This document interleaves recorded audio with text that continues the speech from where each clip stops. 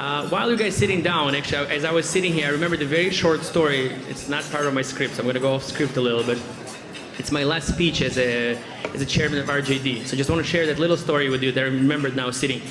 I remember that story when Nikita and I came to Israel. We were 10 years old, and we spoke no Hebrew whatsoever. And as I told you, walking around saying shalom to everybody, whether they asked us yes, no, it was always shalom. May peace be upon you, kind of thing. So I remember when we had the discussion in class with the teacher was asking boys, what their favorite toys were, what their favorite superheroes, action heroes were. And, in Israel, so one boy said, my favorite superhero is Spider-Man. Now, you know what, in Israel, it's not really Spider-Man, it's more like Spider-Man, because it's a Jewish Spider-Man. And another kid said, Superman, my favorite, Superman. I was a little bit puzzled by the notion of superhero, because in Russia, we didn't have those Batman and Superman, all that stuff. But once they explained to me the concept, they told me somebody super strong, super brave, and unbreakable. So I immediately, when they asked me who was my superhero, I said, Natan Sharansky.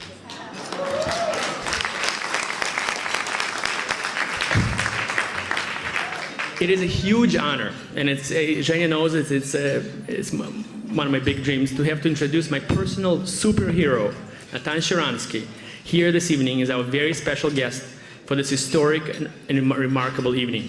Natan Sharansky is a true hero of the Jewish people, a legendary prisoner of conscience, and a worldwide symbol of human rights.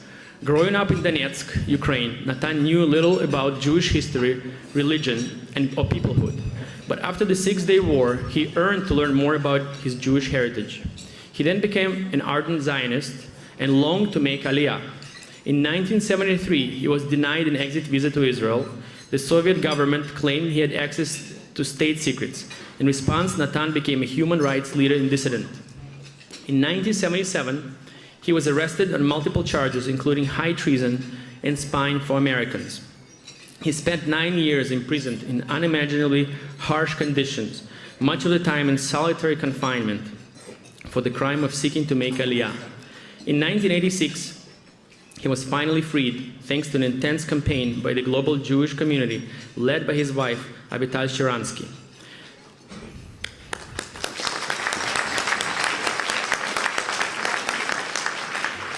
Less than 3 months after his release, Natan convinced the leaders of major Jewish organizations in the US to hold a massive rally to show solidarity with Soviet Jews.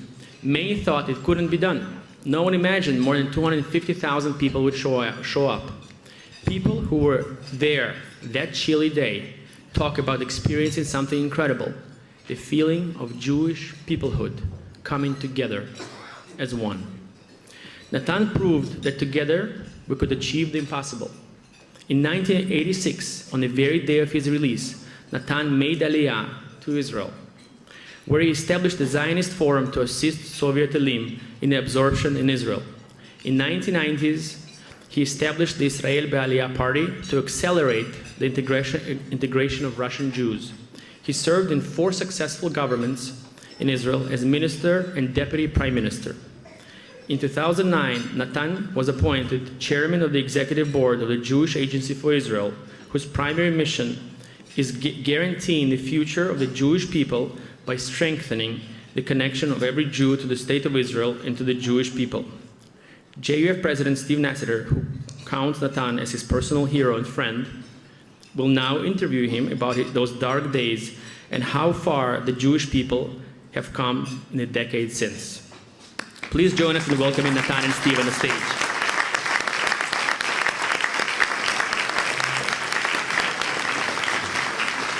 Thank you.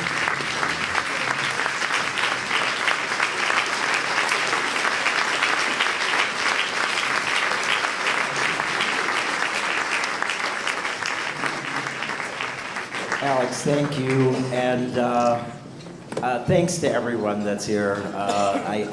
To the members of the Russian Jewish Division, first of all, kol hakavod for putting on a spectacular event. You know, JUF is very punctual. We have our meeting start at a time and we end on a time, but I figure once every 30 years, maybe we can make a little bit of, a little stretch out. So we're delighted.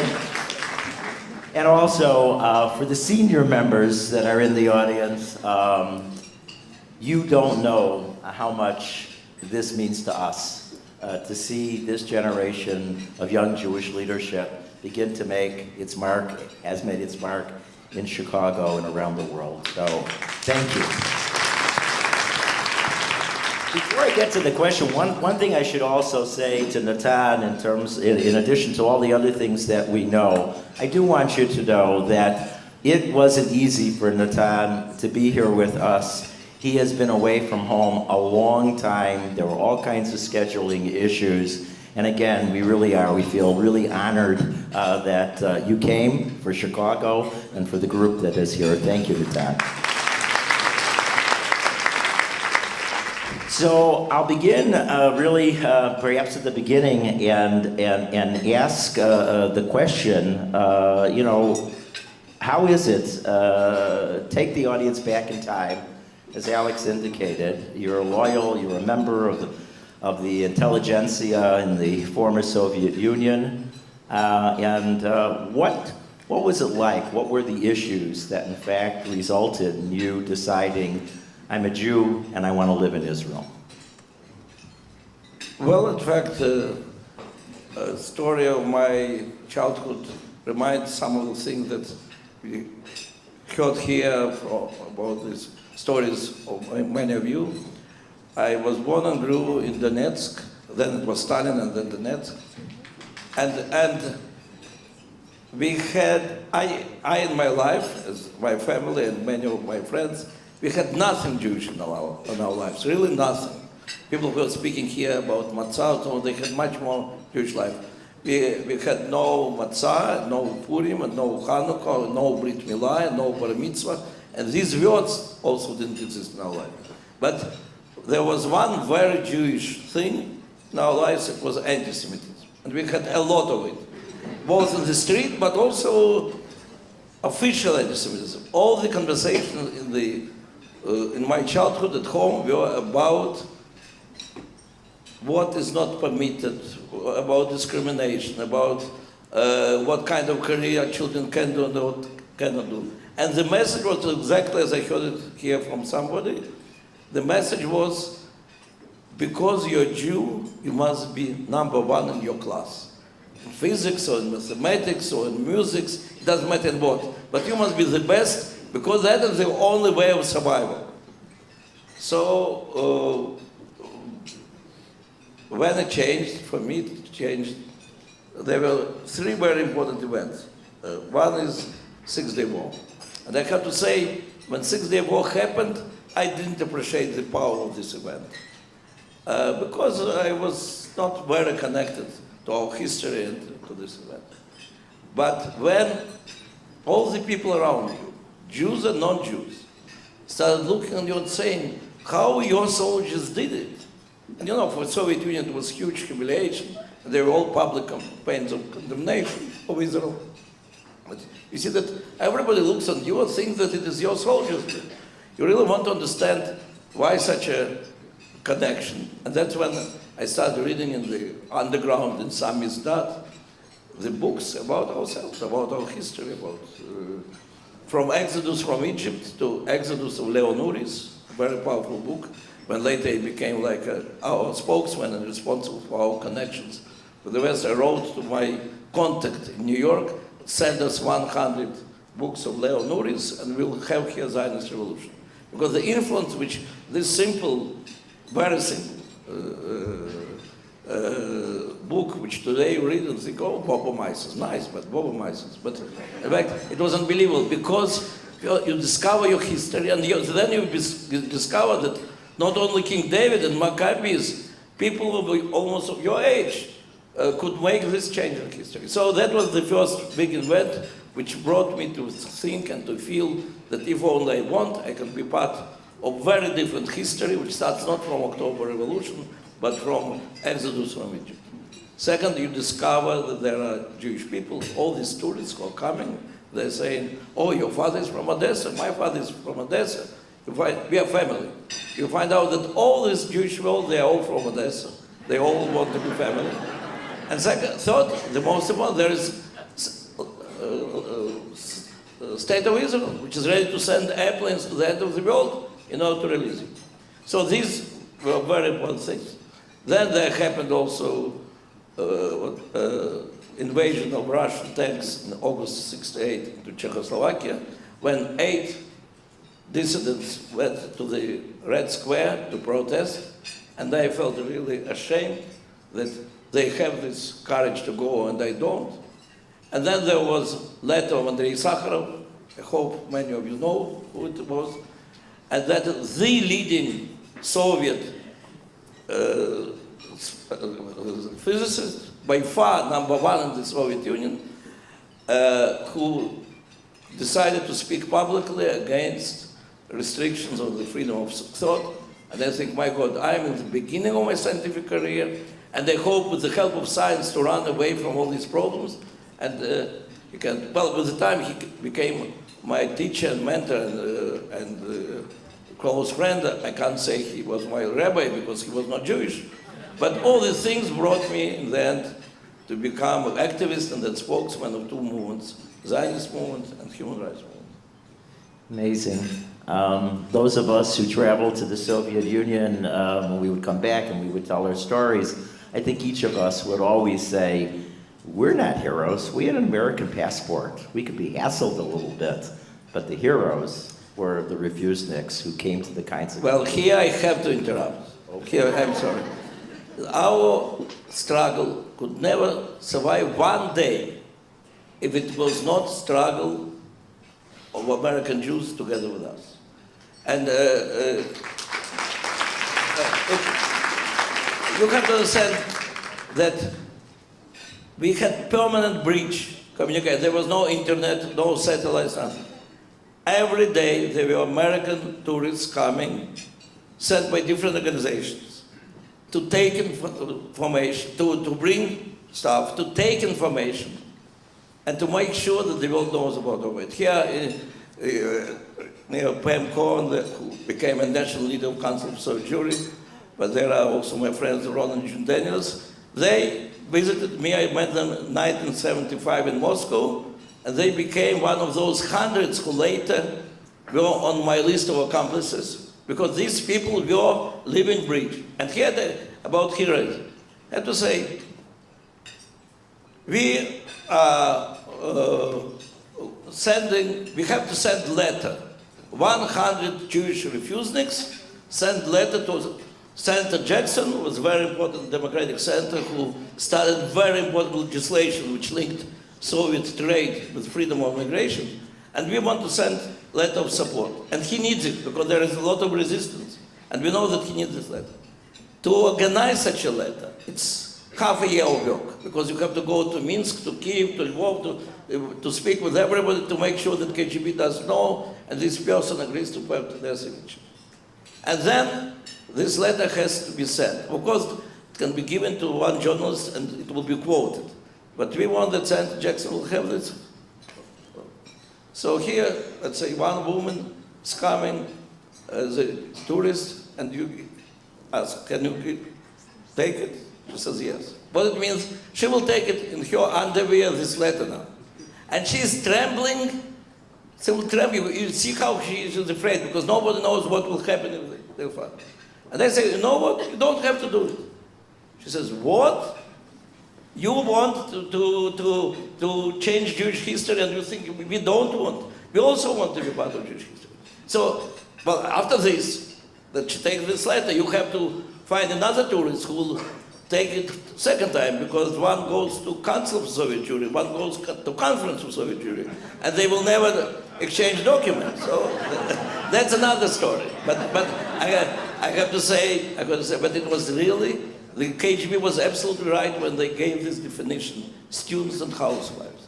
It was a movement of Jewish students and Jewish housewives and Jewish activists who for 25 years were also keeping this bridge, bringing out documents, bringing us materials. But second, when you go on demonstration, and the successful demonstration, there was not 250,000, not 25, 10 people, 5 minutes standing on the Red Square. That's maximum. Why all the 10? Yeah, but why only 10? Because KGB should not know, and you never know who is informant. So usually it's very limited number of people. Why 5 minutes? It's the longest what you can stand, even if KGB doesn't know. And then you can be arrested up to 5 years, so the question is, why to do it? But the thing is that it must be organized in such a way, and that was my role, that KGB doesn't know, but at least one journalist knows. And the foreign journalists, they lived in special ghettos, it was difficult, knows. So we are arrested. The world is informed. BBC, Voice of America, Call Israel, informed the world. And next day, but it really had to be next day, hundreds of thousands of Jews start their demonstrations. You see, this Chicago Action for Soviet Jewry, it was one of those groups which were connected by telephones with many other cities, and with Michael Sherman in London and some other, and this network starts working and mobilizing people immediately. They had immediately next day to call to their senators and congressmen and to demand from the government to call for Russian ambassador and to pass resolutions in Senate. And that was the only way how we were not simply destroyed and shot to death immediately from the very beginning. So that was the heroic struggle of American Jews for dozens of years. Thank you. Natan, when you were in Gulag for 9 years, I remember being in your kitchen with your wife Avital, and hearing her ask questions and think, and again, you want to talk about a hero of the Jewish people, and we don't hear from Avital anymore. She did her role in protecting her husband and protecting the Jewish people. I say to everybody, before you go to prison, you have to marry as I did. And the question is, so in Gulag, and especially in the kind of mean-spirited way in which you were treated for most of those years, did you know that there were thousands and thousands of Jews around the world that knew where you were and worried about you and worried about all the others and were making this big commotion throughout the world? Well, of course I didn't know almost anything. There was a year and a half of interrogations before the trial, then when you know zero. And then when you're in prison, you can get something reading the Soviet press, if you're not in punishment cell, you can read Pravda newspaper, there between the lines you can understand something. And also, in 9 years in prison, I had 2 private meetings, family meetings. By law, I have to have them every half a year, but for so-called bad behavior, I was deprived of them. But twice I had meetings not with my wife from Israel, they will never permit her, but with my mother and brother from Moscow. So during these 2 meetings, of course, I got a lot of stories, but it's only once in 5 years. So mostly I didn't know. But I would say, because I was not arrested the moment I applied for visa. I was arrested after 4 years of very active struggle. So I knew very well the strength of world Jewry, of the support, what's happening in Israel.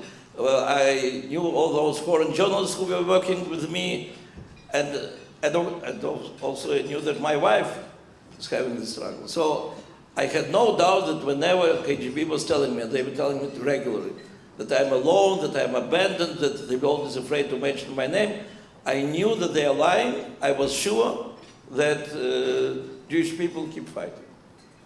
By the way, and as you also know, our Secretary Schultz and our whole State Department during this struggle were spectacular, just absolutely spectacular. They also kept tabs, and they would let the Russians know that they were keeping tabs.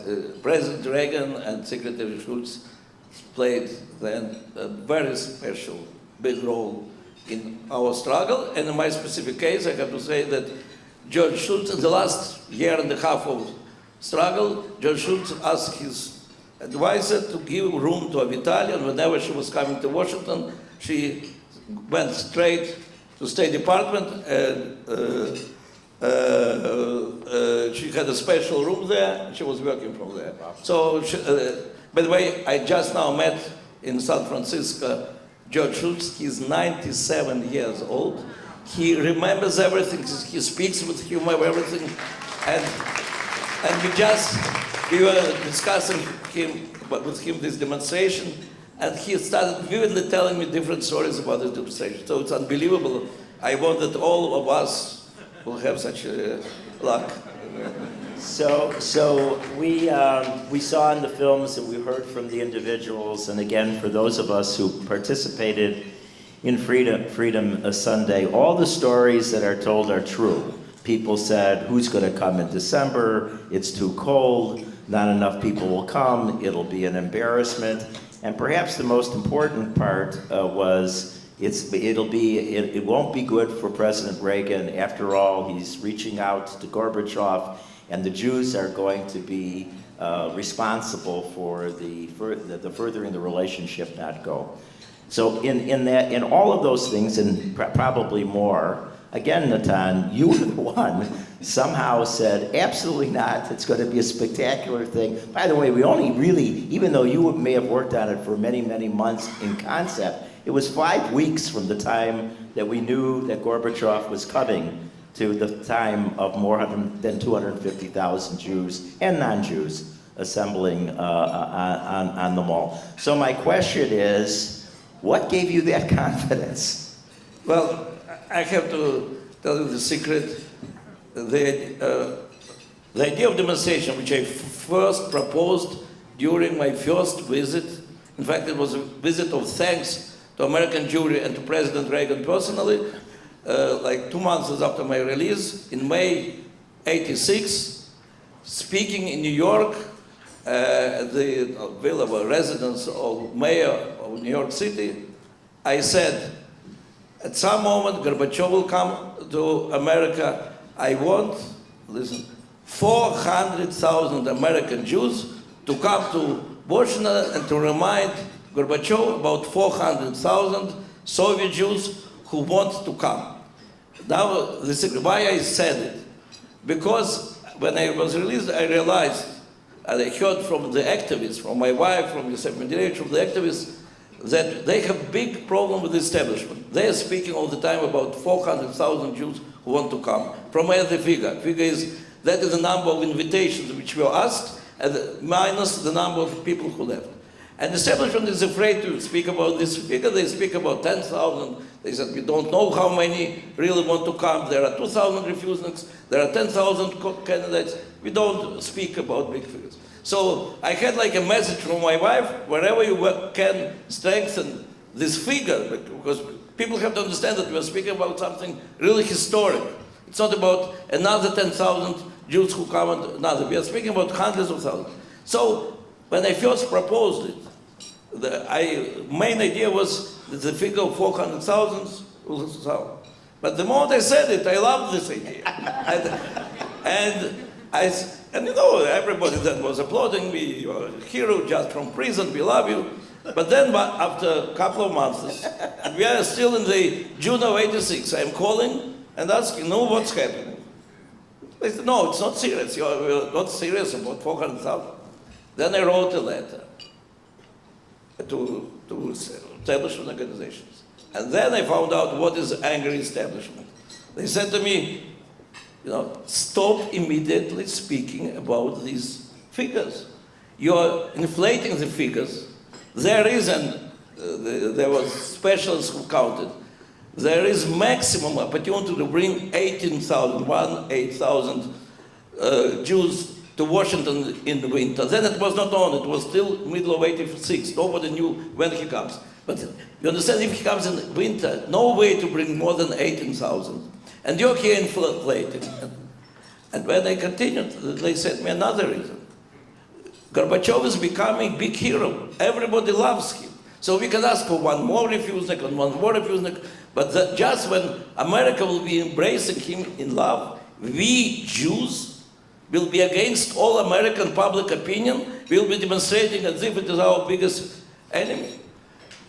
And then when we are already in the '87, it's already clear that he comes, still not know. And at some moment I decided, I called to Elie Wiesel. By the way, Elie Wiesel was big supporter of this idea from the very beginning. And he told me, Natan, if you will not go to students, nothing will happen. You really have to make students. Elie Wiesel, by the way, was a big believer in students. So in the last, beginning from August of '87, I took my wife and my 10-month daughter to New York, and we started working on public opinion. And then I had two problems. First of all, that the leader of establishment, then Maurice Abrams, wonderful, great Jew, but he told me, stop speaking about hundreds of thousands. Instead of this, I promise you, we will bring 100 senators to Gorbachev to meet, and all 100 senators will demand from him. On the other hand, my great friend, Rav Avi Weiss, the leader of the activists, said, stop hoping there will be no hundreds of thousands, the establishment will not bring it. What I'll deliver you, and you know he was arrested all over the world demonstrating together with my wife by himself. I'll bring 100 rabbis who will be arrested in front of Soviet embassy.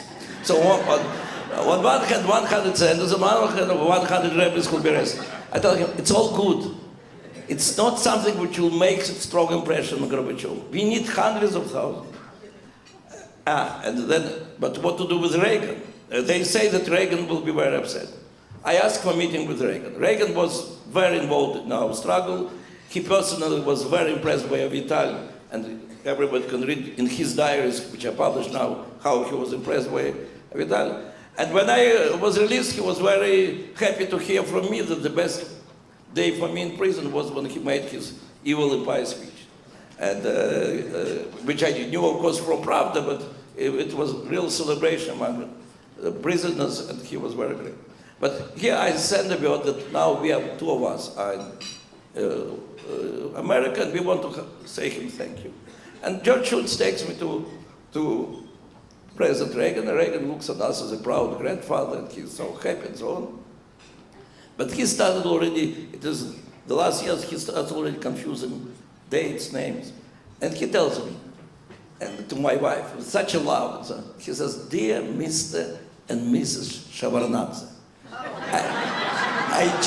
I just spoke to Soviet Foreign Minister Sharansky.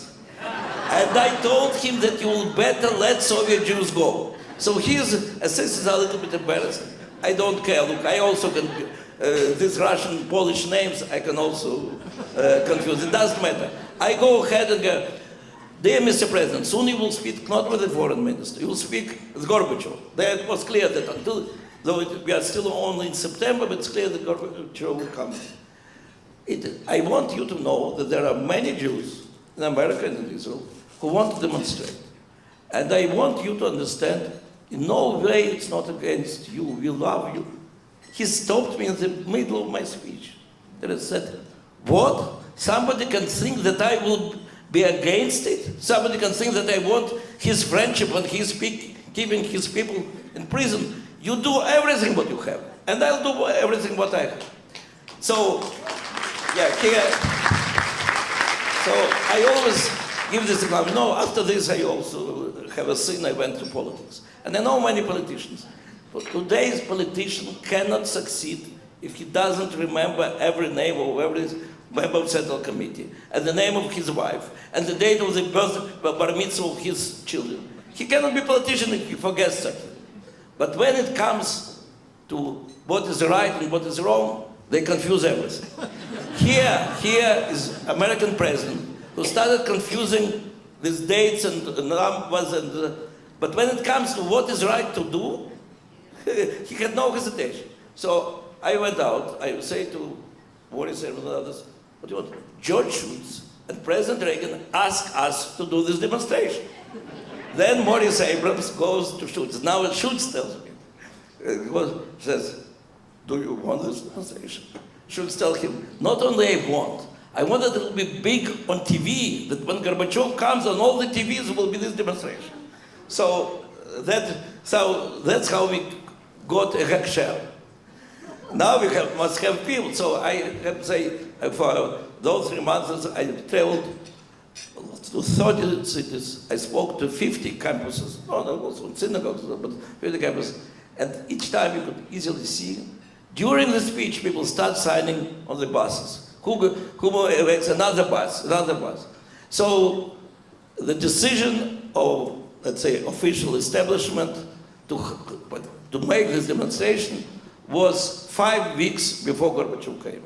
And I got a call from President Conference that there is a decision now, all of us go to this demonstration. I had to say, the moment the decision was made, it was unbelievable. Everybody was mobilized. Every train was bought. Every airplane, well, you know, all over America. And it wasn't 400,000, but it was not 18,000. It was 250,000, the biggest rally in the history of Washington. At that moment, there was only 2 such rallies, Martin Luther King in 1964, and the Jewish demonstration for Soviet Jewry. First words of Reagan, and now we know it from both sides. You saw what my people did in my backyard. That's what he said. You understand that I have no choice. I have to listen to my people. So that was the last, most powerful battle, but it's final battle of 25 years of struggle of students of Holocaust.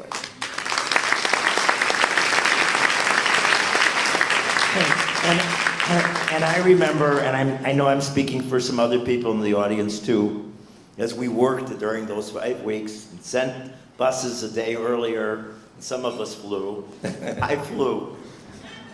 But coming from the airport to the mall and seeing this huge number of people, and Toledo and San Francisco and Idaho and all parts of the United States, it was, again, for all of us, the most extraordinary moment in our lives. It really was. And that coming together of you who challenged the Soviet Union and your colleagues and the American Jewish community who recognized this special opportunity and for 25 years worked on it, it was a special day. And if there's any takeaways for that, by the way, especially if we think about 2017, you think of all the divisiveness that exists in Israel, divisiveness that exists in America, within our Jewish community. Again, the point of the matter here is when Jews come together, great things can happen.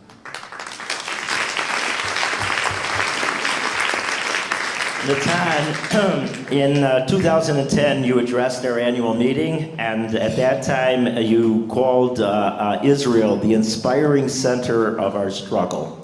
And it's quite a phrase, and I know from your work these last 8-9 years at the Jewish Agency, that has been your message in terms of inspiring the next generation to understand Israel and all the rest. Where do you think we are in that? Has anything changed from your sense of Israel as being that great inspiration for the Jewish people? Well, I think basically nothing changed. We have a lot of disagreements and confrontations, and some questions are becoming more actual, let's say, problem of relations between pluralism and the Israeli government. But no doubt, I can speak about our experience in all the Jewish communities of the world. And you know, we have problem of assimilation and problem of weakening our community. There are only 2 forces which work against it. It's faith and Zionism, connection with your tradition and connection with the state of Israel. Now, if you have both, your future as a Jewish people is guaranteed. If you have one of it, there is something to work about, but it's good. If you don't have 2 of them, your grandchildren will not be Jewish. I'm telling you statistically, from Mexican Jewish community, from Ukrainian Jewish community, from French Jewish community, and from Chicago Jewish community, probably also. So connection with Israel, well, just now we heard one of the young women who was speaking that only when she went for birthrights to Israel, she understood the importance of Jewish people. I have to say, it happened now with hundreds of thousands of young Jews. Israel is not only the home, but is the quintessence, the heart of our of our history, of our future, and of our people. So, no doubt. Having said all this, we have to understand that the fact that Israel government says we are home for all the Jews of the world, and I'm always adding to this, if you are home for Jews, every Jew of the world, it means that you must be home for this person, but also for his rabbi, for his community, for his way of connecting to people. Thank you, Natan. Time doesn't permit us to get into that subject, was a whole subject in itself, and then some. And again, you're the leader in terms of expressing what we all feel here in America in terms of Israel being our Israel. So, getting close to wrapping up, although I think the audience could stay a long time. You're telling very good stories. So you're sitting here now in this room of 400 people. You heard the testimonies of this young generation in Chicago. You see the impact that 1 million Jews in Israel had transformed society in many, many ways. And the question is, again, when you were going way back, did you have any sense of what the impact would be beyond the issue of just freedom? Did you have that sense of what would change as a result of this great exodus of our people? Well, frankly speaking, not. Because at that moment when we were fighting in the Soviet Union, we were thinking only how to bring down the Iron Curtain. What we did have a strong sense is the Soviet Union is very weak from inside, and it's all these Sovietologists think it's strong and they're afraid, but if only the world will understand how weak is Soviet Union, it will fall down. That's why Reagan and his speech of evil empire was so important. Then when I got out and heard, and we were thinking really in terms of hundreds of thousands, we knew that the moment Iron Curtain fell, there will be hundreds of thousands. And by the way, 400,000, it was the first 2 years, 1991, 400,000 Jews came to Israel. I'm not speaking also about the other countries. Today, it's almost 2 million Jews who left former Soviet Union, and more than 1 million lives in Israel. So we understood that something very big is happening. When they start coming, we organized Soviet Jew Resilient Forum in order to fight for more successful absorption. Then we had realized that such a big number, hundreds of thousands, then it will be 1 million, the integration cannot be successful without giving them political power. That's when we organized this party. So on every step we understood that something very big is happening.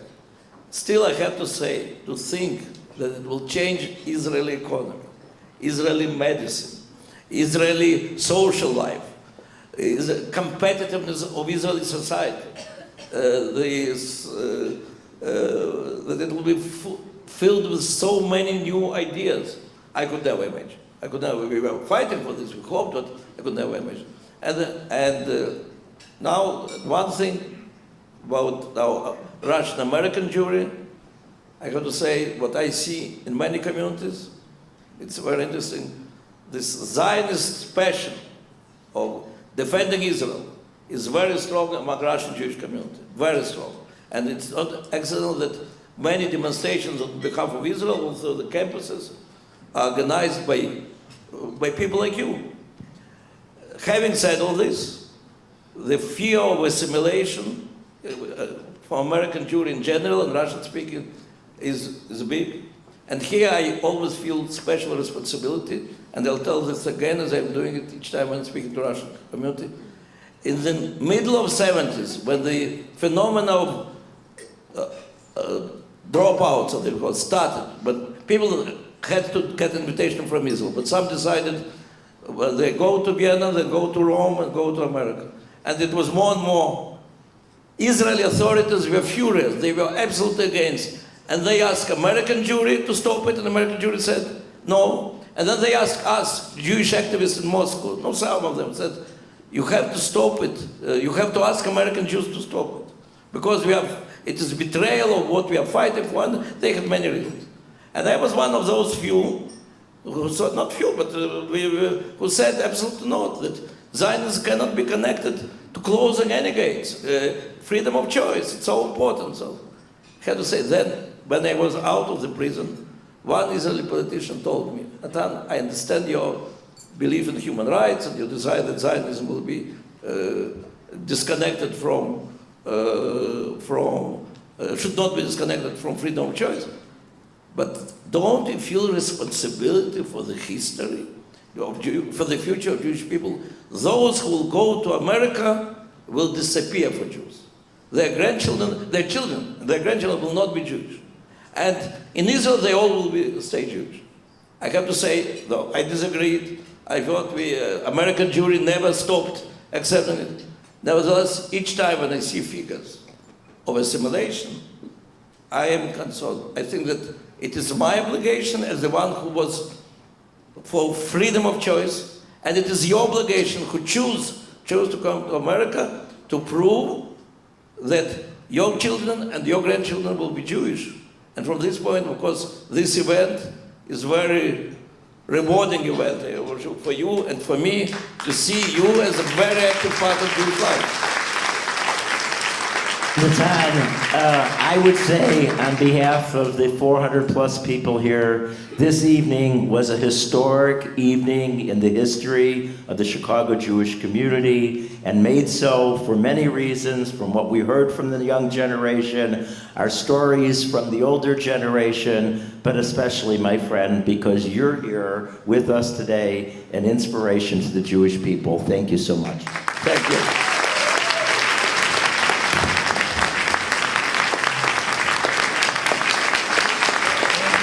I didn't say it, but